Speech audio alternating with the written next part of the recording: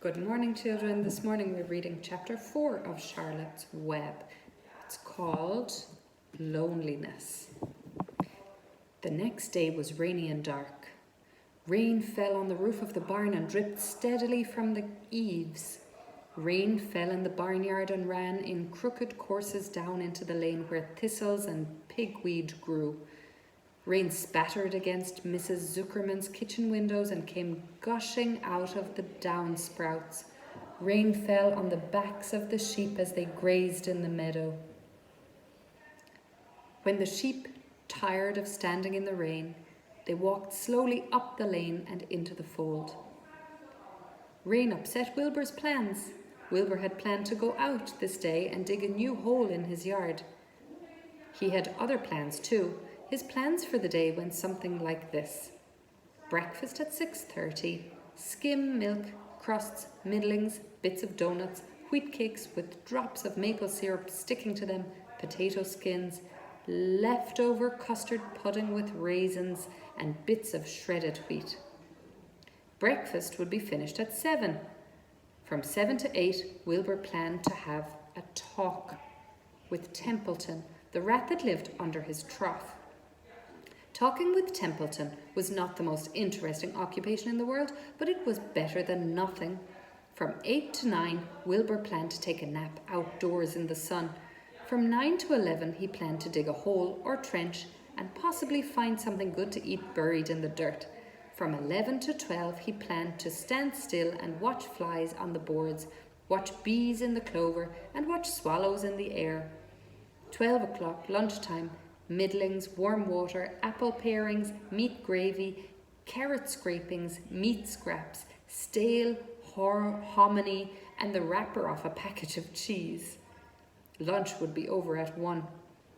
From 1 to 2, Wilbur planned to sleep. From 2 to 3, he planned to scratch itchy places by rubbing against the fence. From 3 to 4, he planned to stand perfectly still and to think of what it was like to be alive, and to wait for Fern. At 4 would come supper, skim milk, provender leftover sandwich from Lurvy's lunchbox, prune skins, a morsel of this, a bit of that, fried potatoes, marmalade drippings, a little bit more of this, a little bit more of that, a piece of baked apple, a scrap of upside-down cake. Wilbur had gone to sleep thinking about these plans. He awoke at 6 and saw the rain, and it seemed as though he couldn't bear it. I get everything all beautifully planned out, and it has to go and rain, he said. For a while he stood gloomily indoors, then he walked to the door and looked out. Drops of rain struck his face. His yard was cold and wet. His trough had an inch of rainwater in it. Templeton was nowhere to be seen. "Are you out there, Templeton?" called Wilbur. There was no answer. Suddenly, Wilbur felt lonely and friendless. One day, just like another, he groaned, "I'm very young. I have no real friends here in the barn. It's going to rain all morning and all afternoon, and Fern won't come in such bad weather. Oh, honestly!"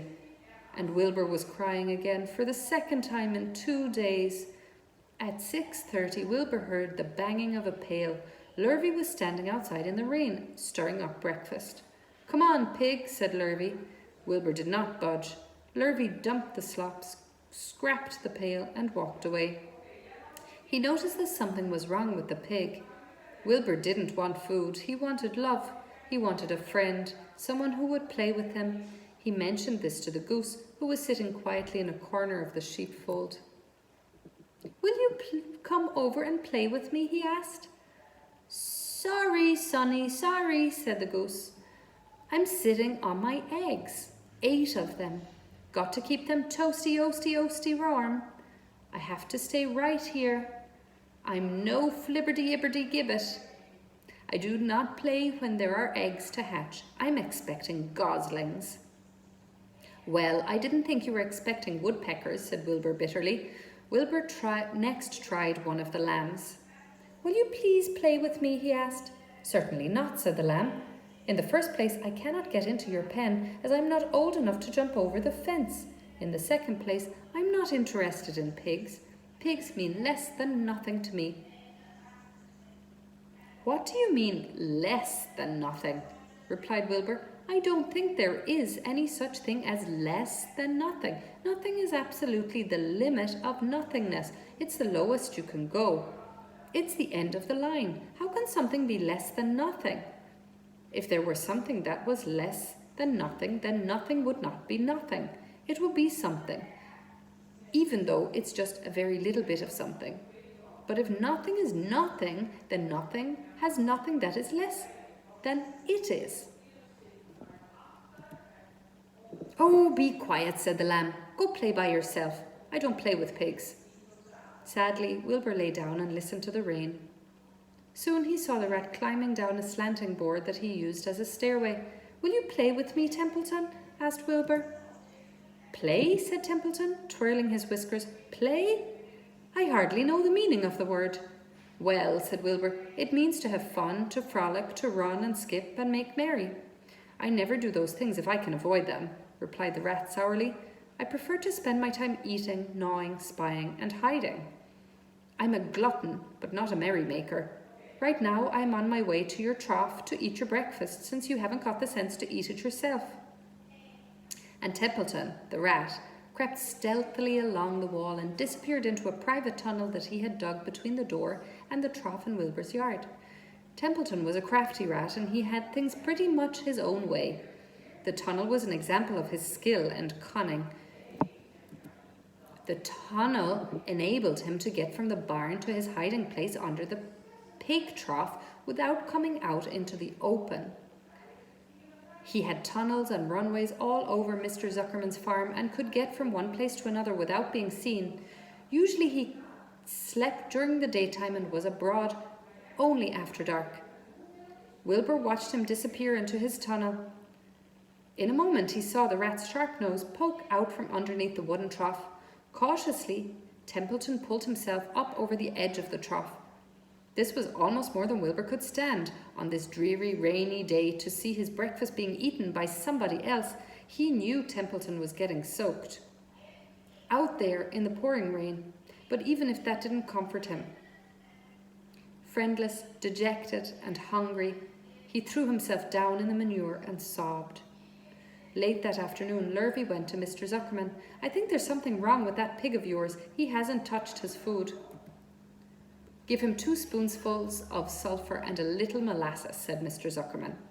Wilbur couldn't believe what was happening to him when Lurvy caught him and forced the medicine down his throat.